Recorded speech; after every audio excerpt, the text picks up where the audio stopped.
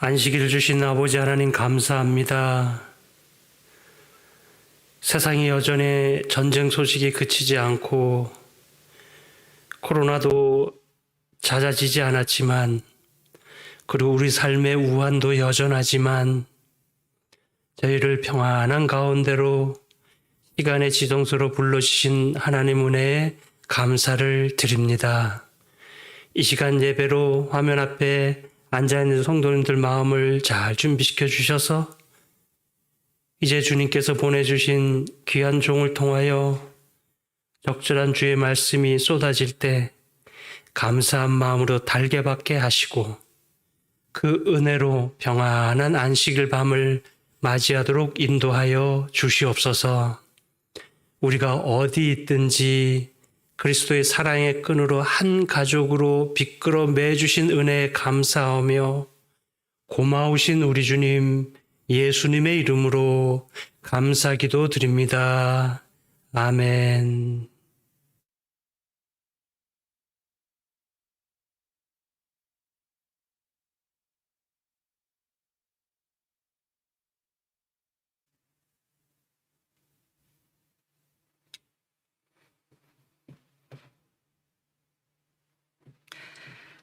한 주간 평안하셨습니까?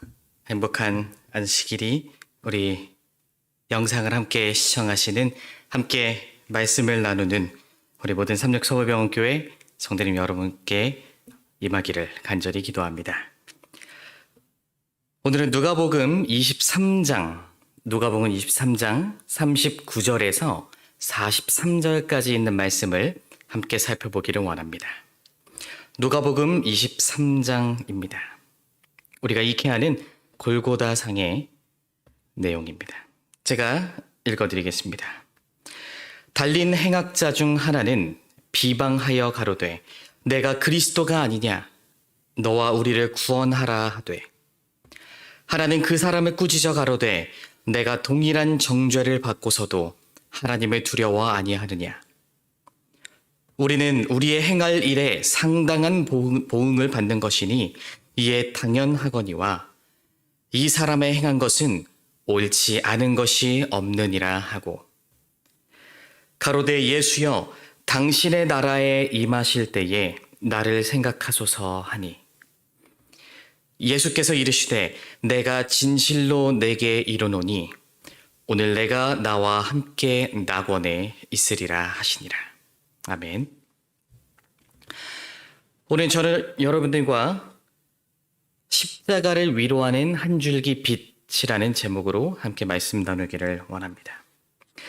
우리 지난주에는 함께 이제는 주 안에서 빛이라 라는 제목으로 말씀을 나눴습니다. 그리고 주의 뜻대로 예수님을 우리 마음에 품고 살아가자 함께 말씀을 나눴어요. 그렇게 예수님께서 말씀하신 너희는 세상의 빛이라, 그 빛이 되어 살아가자 말씀을 나누었습니다. 그리고 더 나아가서 그 빛을 가지고 우리가 강조되는 것이 아니라, 우리가 주목받는 것이 아니라 우리 예수님을 주목시키자, 예수님을 비추자 함께 말씀을 나눴습니다. 그리고 오늘은 그렇게 우리가 빛이 되어 어떻게 하면 예수님을 잘 비출 수 있을 것인지, 어떻게 빛을 비출 수 있을 것인지 함께 말씀을 통해 살펴보기를 원합니다. 여러분들에게 있어서 가장 극적이었던 순간이 언제인지 기억하십니까? 저는 개인적으로 한 두세 번 정도 극적인 상황이 제 뇌리에 스쳐 지나가요. 가장 극적이었던 순간이 언제냐라고 생각해 보면은 그 첫 번째는 바로 이때였습니다. 네. 제가 제 삶을 살면서 머리를 대머리로 빡빡 깎았던 것이 두 번 있었습니다. 그 중에 한 번은 제가 천명선교사로 떠났을 때, 천명선교사에서 2006년도에 신학과 1학년을 마치고 이제 천명선교사로서 필리핀으로 떠났는데요. 필리핀에서 머리를 한번 싹 밀었어요. 그리고 두 번째 머리를 밀었을 때는 바로 군대에 갔을 때였습니다. 그래서 저는 개인적으로 군대 이야기하는 것을 그렇게 즐겨하지 않습니다. 왜냐고요? 할 말이 별로 없거든요. 다른 사람들은, 친구들은 군대에서 축구한 이야기, 가장 싫어하는 얘기라 그러죠. 군대에서 축구한 이야기, 군대에서 뭐 햄버거를 먹은 이야기, 군대에서 PX를 갔던 이야기 쭉 이야기하고 일한 이야기, 뭐 좋았던 이야기 쭉 이야기할 때요. 저는 입을 딱 다물고 있을 수밖에 없습니다. 저는 소위 말하는 병영 체험 캠프를 다녀왔습니다. 군대라고 하는 제대로 된 군대 생활을 4주밖에 경험하지 못했어요. 저는 공익근무 요원으로 근무했습니다. 그런데 굉장히 운이 좋았던 것이, 그리고 하나님께서 정말 굽어 살펴주시고 저를 도와주셨다라고 느끼는 것이요. 저는 공익근무 요원을 삼육대학교에서 했습니다. 그리고 제가 공익근무 요원으로서 2년 동안 복무했던 100주년 기념관의 사진이에요. 저는 공익근무 요원으로서 2년 동안 삼육대학에서 근무를 했는데요. 그 과정이, 그게 결정되는 순간이 너무나도 극적이었어요. 공익근무요원의 그 근무지를 배치하고 선정하는 일이요. 어떻게 진행되었었냐면요. 수강 신청하듯이 클릭을 가장 먼저, 가장 빨리 한 순서대로 선착순 마감되게 되어 있는 시스템이었어요. 그래서 저는 그 당시에 저희 집의 인터넷 속도가 그리 빠르지 않았기 때문에 수소문을 했습니다. 어느 지역에 어느 PC방이 인터넷이 가장 빠른가? 그때 당시 제가 학생전도사를 하고 있었는데요. 학생전도사로서 제가 가르치고 지도했던 학생들한테 그들이 가장 잘 알 것 같아서 그들한테 물어봤어요. 그래서 어느 지점, 묵동에 어느 PC방이 인터넷 속도가 가장 빠르다라고 하는 것을 딱 정보를 입수하고 그 PC방에 공익근무요원 복무지 선택하는 딱 그 시간에 맞춰서 1시간 일찍 도착해서 컴퓨터 2대를 세팅하고 대기하고 있었어요. 오전 8시에 그 시간이 시작되었습니다. 아직도 기억납니다. 그 손에 땀을 쥐는, 어느 곳에 배치되냐에 따라, 어느 곳에 파견되냐에 따라서 정말 쉽게 수월하게 군 생활 2년을 보낼 수 있고, 정말 고생하면서 힘들게, 현역보다 더 힘들게 살 수 있다는 것을 알았기 때문에 정말 손에 땀을 쥔 채로 그 PC방에서 클릭의 순간을 기다렸던 기억이 있습니다. 8시가 클릭 시간이었는데요. 인터넷을 검색해서 서버 시간에 띄워놓고요. 일반적인 GPS 시간 이런 거 다 조금 다르기 때문에 가장 정확하다는 서버 시간에 띄워놓고 이제 8시가 되기만 해 딱 기다리는 거예요. 7시 58분이 지나갑니다. 7시 59분이 지나가요. 정말 긴장이 엄청나게 되었습니다. 하나의 컴퓨터, 그리고 그 옆에 또 다른, 만약에 실패할 때를 대비해서 재빠르게 다시 새로 고침해서 그 새로 고침하는 사이에도 누를 수 있도록 컴퓨터 2대를 준비해 놓고요. 8시가 되었습니다. 클릭을 딱 했어요. 1지망, 2지망, 3지망까지 넣을 수 있습니다. 1지망에 삼육대학을 딱 넣고 클릭하는 순간 오류가 뜬 거예요. 긴장하지 않고 수없이 시뮬레이션하고 연습했던 대로 바로 역 컴퓨터를 이동해서 또다시 삼육대학교를 클릭하고 클릭했습니다. 네, 결과는 성공적이었죠. 한 번 미스나고 한 번 미끄러지면은 돌이킬 수 없다라고 하는 그 클릭 전쟁 속에서 살아남은 그 순간이 제가 꼽는 가장 극적인 순간 1위였습니다. 그리고 또 다른 극적인 순간이 있었어요. 혹시 이 포스터를 보시고 어떤 내용인지, 무엇인지 좀 짐작하시는 분들이 계실까요? 코로나가 시작되기 이전에, 코로나가 만연하기 이전에 이색 여가로서 어떤 게 좀 유행을 탔었냐면요. 방탈출 카페라고 하는 것이 유행을 탄 적이 있습니다. 물론 저도 이 방탈출 카페를 좋아했어요. 사실은 저보다는 저희 집사람이 더 많이 좋아했습니다. 그래서 저희 집사람의 스트레스를 풀어주기 위해서 그 명목하에 저도 함께 즐겨왔었습니다. 그 중에 가장 기억에 남는 테마예요. 딱 포스터만 봤을 때는 굉장히 스릴러의 느낌이 나죠. 이 방탈출 카페라고 하는 곳은 1시간의 제한 시간 안에 그 안에서 주어지는 모든 미션들, 문제들 혹은 장치, 기관들을 다 해결하고 주어진 시간 안에 탈출하는 것이 방탈출 카페예요. 그런데 보통의 방탈출 카페는 제한 시간이 60분, 1시간입니다. 그런데 이 테마는요, 70분 제한 시간이 있었어요. 그 말은 굉장히 어려운 테마였다는 거예요.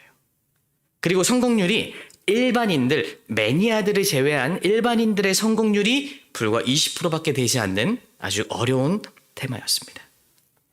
이게 어떤 내용인지 알려드리면 너무 스포가 될 것 같아서 이 정도로까지밖에 설명을 못 드리겠는데요. 아무튼 그 방탈출 카페에 들어가서 저와 집사람이 둘이서 들어가서 이 모든 주어진 문제들을 해결하고 문제들을 풀어나갔습니다.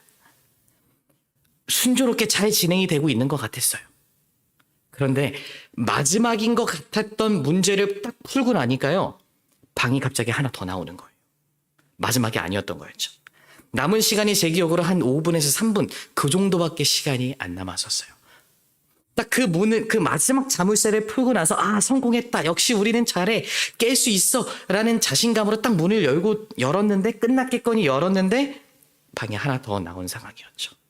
엄청난 멘붕이 빠져서 이거 성공해야 되는데 라면서 게임을 즐기는 와중에 진짜 마지막 문제를 풀고 마지막 답을 기관에다가 딱 입력하고 엔터를 누른 순간 제한 시간이 1초에서 0초로 딱 타이머가 울리는 순간이었어요. 제 기억에 제가 기억 속에서 뽑는 가장 극적이었던 순간 두 번째가 바로 이 순간이었어요. 우리 각자에게 기억에 남는 극적인 순간, 정말 스릴 넘치는 순간이 이렇게 각각 다른 추억으로 남아 있으리라 생각합니다. 그리고 우리가 함께 말씀에서 보았던 오늘의 주인공이죠. 구원받은 강도에게 있어서는요. 가장 극적이었던 순간 하나를 꼽으라고 한다면 예수님의 이 마지막 말씀. 내가 나와 함께 낙원에 있으리라. 이 말을 들었던 순간이 아닐까 생각해 봅니다. 그리고 실제로 누구나 한 번쯤은 이 장면을 꿈꾸면서 살아가는 것 같아요. 이 삶을 살아가는데 재미있는 게 너무 많아서요. 그리고 이 삶을 살아가는데 내가 힘든 게 너무 많아서요. 가끔은 내가 내 맘대로 살고자 하는 충동이 강하게 들어와요. 내가 이거를 좀 더 즐기고 싶은데 내가 이거 하려면은 이거는 포기해야 되는데 라고 생각한 채 내가 이렇게 살다가 마지막 예수님 재림하시기 그 전에 혹은 내가 잠들기 전에 예수님 믿고 회개하면 되겠지라고 하는 그런 상상을 하게 돼요. 그러나 이 구원받은 강도가 정말로 마지막 그 순간에 구원받은 것이었을까요? 짜릿하게 극적으로 받은 것이었을까요? 그 이전에 살았던 그의 삶이 전혀 아무런 상관이 없었을까요? 우리는 선지자의 글들을 통해서 그것이 아님을 알 수가 있죠. 물론 이 구원받은 강도가 결정적으로 구원받은 순간은 바로 그 순간이었지만 극적인 상황이었지만 그것이 그의 구원사의 전부가 아니었음을 우리는 알 수 있습니다. 십자가의 강도가 둘이나 달려 있었어요. 그리고 그 두 강도의 마지막 순간에 한 명만 구원받게 되었습니다. 정말 슬프고 정말 아이러니하게도 같은 장소에서 똑같이 사형수로서 있었던 이 두 강도 중에 한 명만 구원받았던 것처럼 우리도 함께 이 자리에서 예배드리고 있지만 우리도 함께 같지 않은 상황 가운데서 각자의 기계를 켜고 각자 예배를 드리고 있지만 우리 중에 분명하게 구원받을 수 있는 사람도 있을 것이고 구원받지 못하는 사람도 안타깝지만 나을 수도 있다라는 것이에요. 그래서 오늘 우리 함께 나누는 말씀을 통하여 우리가 구원받지 못하는 강도가 아니라 구원받은 강도처럼 그렇게 극적인 삶을 살아나가게 되는 저와 여러분들 되기를 간절히 기도합니다. 우리가 구원받은 강도에게 초점을 맞춰서 살펴볼 거예요. 두 강도가 있었죠. 이 두 강도 처음에는 둘 다 절망적인 상황이었습니다. 마태복음에는 이렇게 묘사하고 있어요. 함께 십자가에 못 박힌 강도들도 이와 같이 욕하더라. 십자가에 있는 강도, 구원받지 못한 강도가 그렇게 욕하더라 라고 적혀 있지 않습니다. 함께 십자가에 박힌 강도들, 즉 다시 말해서 그 세 명의 죄수가 십자가상에 있는데요. 예수님을 제외한 채 복수 형태잖아요. 두 명의 강도 모두 다 예수님을 욕하고 있었다라는 상황이에요. 마가복음도 같은 상황을 이렇게 묘사합니다. 이스라엘의 왕 그리스도가 지금 십자가에서 내려와 우리로 보게 믿게 할지어다. 함께 십자가에 못 박힌 자들도 예수를 욕하더라. 시대의 소망에는 이렇게 기록합니다. 예수님과 같이 십자가에 못 박힌 두 강도는 처음에는 다 예수님을 모욕하였고 그중 한 사람은 고통으로 인하여 더욱 더 자포자기하고 반항적이 되었다. 네, 물론 이 뒤에 부분은요, 구원받지 못한 강도에 관한 설명이에요. 그러나 구원받은 강도에 대해서 시대의 소망은 계속해서 이렇게 설명하고 있습니다. 이 사람은 무정한 죄수가 아니었다. 그는 비록 악한 동무들을 사귐으로 인하여 못된 길에서 방황했으나 십자가 옆에 서서 구주를 욕하는 많은 사람들보다 훨씬 죄가 가벼웠다.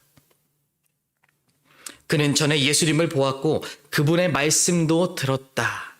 그리고 그분의 가르침을 듣고 죄를 깨달았으나 제사장들과 관원들 때문에 예수님에게서 돌아서고 말았다. 그는 죄책감을 없애기 위하여 점점 더 깊은 죄에 빠져들어가 마침내 체포되었고 죄수로서 신문을 받게 되었고 드디어 십자가의 죽음을 당하도록 선고되었다.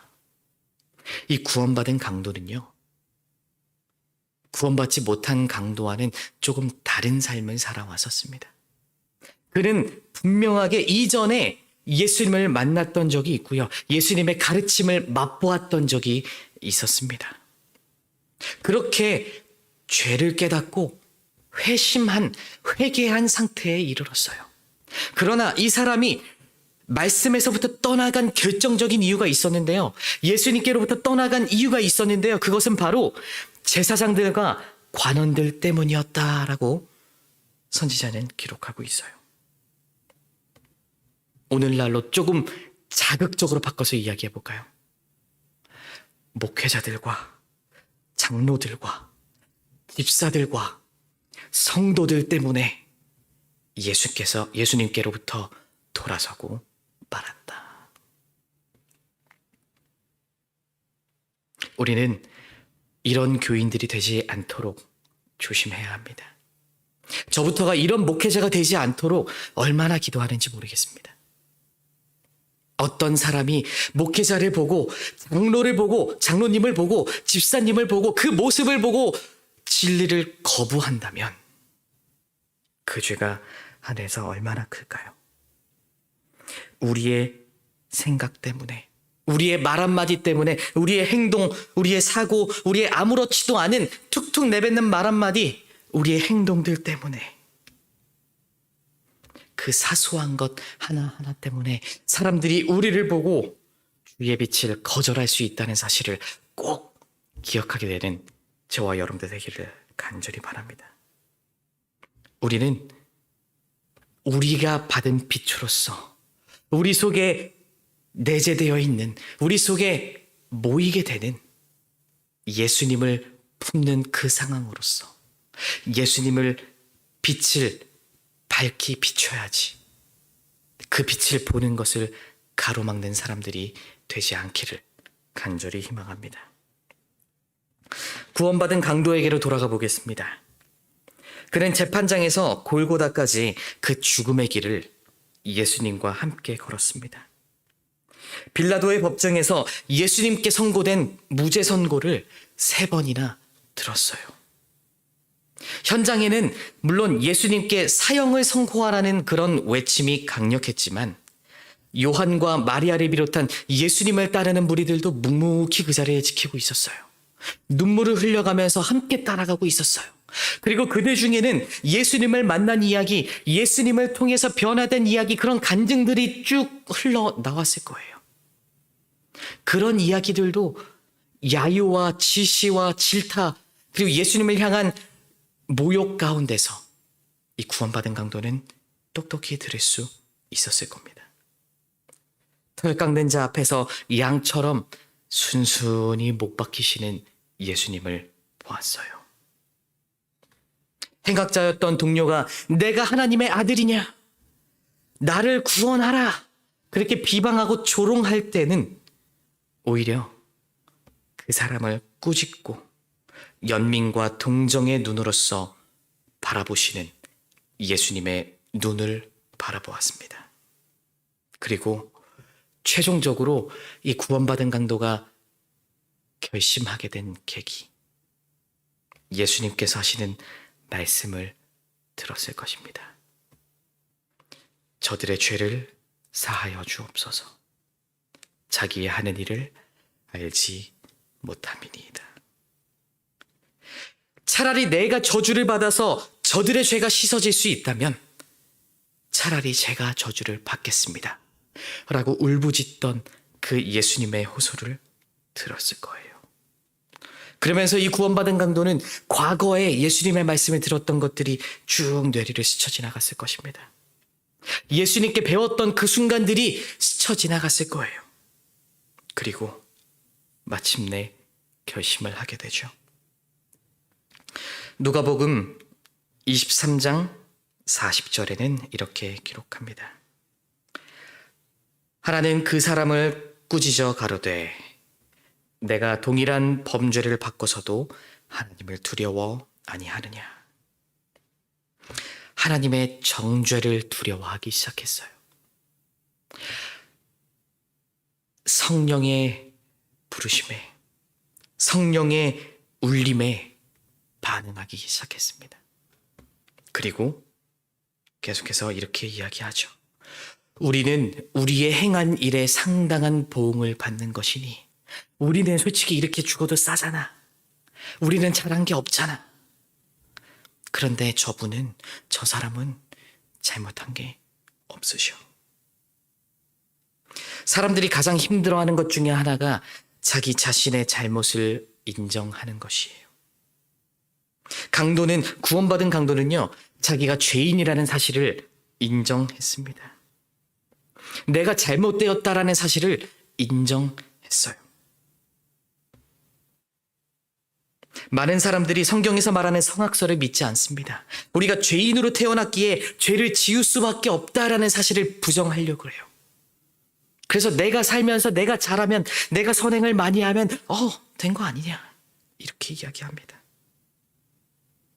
그런데요, 내가 의도하지 않아도, 내가 원치 않아도 나로 인해서 상처받는 사람들이 있다라는 사실을 우리는 반드시 기억해야 합니다.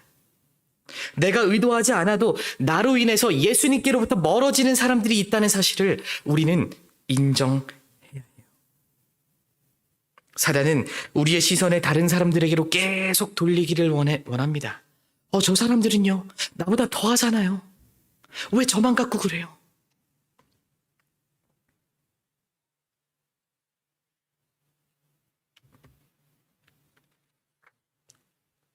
지나가는 자들은 자기 머리를 흔들며 예수를 모욕하였다. 백성은 서서 구경하며 관원들도 비웃어 가로되 저가 남을 구원하였으니 만일 하나님의 택하신 자 그리스도여든 자기도 구원할지어다. 아무도 예수님을 편들지 않는 그 상황 속에서 예수님을 따르는 추종자들마저도 입을 꾹 닫고 눈물로써 그 자리를 지켜가는 과정 속에서도 구원받은 강도는 조금 다른 선택을 합니다. 예수여, 당신의 나라에 임하실 때에 나를 생각하소서.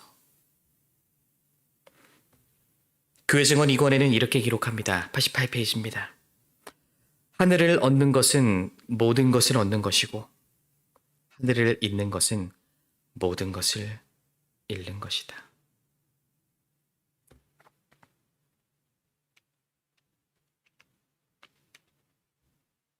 말씀을 정리하기를 원합니다. 시대의 소망 749페이지에는 이렇게 기록하고 있습니다.